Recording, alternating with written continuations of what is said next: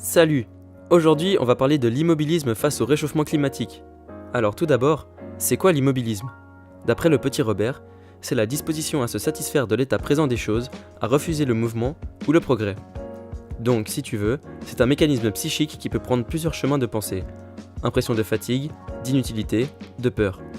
Du coup, tu restes immobile, sans énergie. On peut retrouver l'immobilisme dans différentes sphères dans nos actions quotidiennes ou nos aspirations affectives, fonctionnelles, intérieures, mais aussi dans le monde politique ou dans celui des affaires. On peut dire que l'immobilisme fait partie de notre quotidien. Un exemple, lorsque nous savons que nous avons quelque chose à faire ou à produire.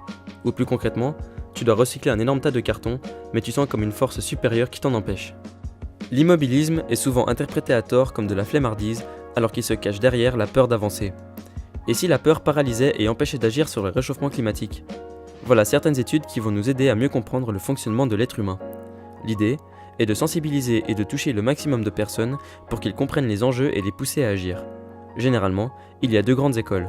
D'un côté, il y a ceux qui mettent l'accent sur le risque, le danger et l'urgence. On les appelle les catastrophistes ou les alarmistes. Ils vont souligner à quel point l'inaction nous met en péril, pourquoi il faut agir vite et de façon radicale pour protéger notre environnement. Et à l'opposé, il y a ceux qui mettent l'accent sur les solutions possibles, les transitions et les opportunités. Ce sont les promoteurs de la consommation responsable et des petits gestes. Ils jouent sur le positif plutôt que sur le négatif.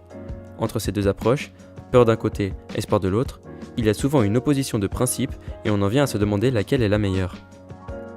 Mais alors, quelle manière de communiquer est la plus efficace?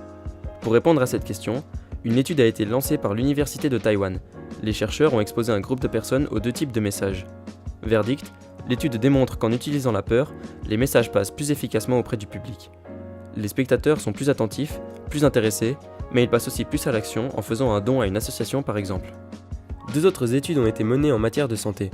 Plusieurs chercheurs de l'Université de Chicago ont démontré en 2006 que la peur et la culpabilité étaient le plus fort levier d'action et de changement de comportement que l'espoir ou les messages positifs. Ces trois études qu'on vient de voir démontrent bien 3 points efficaces afin de communiquer des problèmes d'écologie. Premièrement, jouer sur la peur pour avoir un changement positif. Deuxièmement, dénoncer la gravité du phénomène. Troisièmement, on te dit que tel comportement est dangereux, alors tu vas moins l'adopter.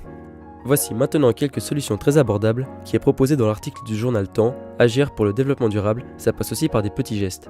Ici, Julien Vidal va expérimenter et proposer une action éco-citoyenne chaque jour pendant une année. Il va utiliser le train, aller dans une banque éthique, faire ses courses en vrac, prendre des douches de 3 minutes, faire sécher son linge à l'air libre, qu'il applique dans son quotidien.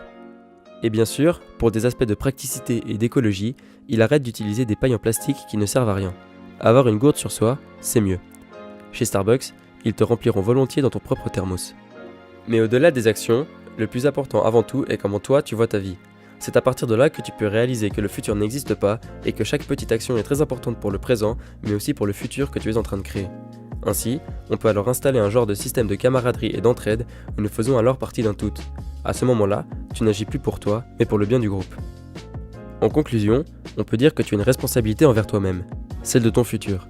Ce que tu es aujourd'hui impactera demain, et ce que tu ne fais pas aussi, tout autant que ce que tu fais. Et quand tu es dans l'immobilisme, tu fais un choix, celui de ne rien créer ou de ne rien faire, de te contenter de la planète que nous avons aujourd'hui. L'immobilisme peut parfois mener au mouvement si l'on accepte de s'arrêter 2 secondes pour prendre le temps de choisir ses prochains chemins. Seul, tu peux changer les choses. Personne ne le fera à ta place.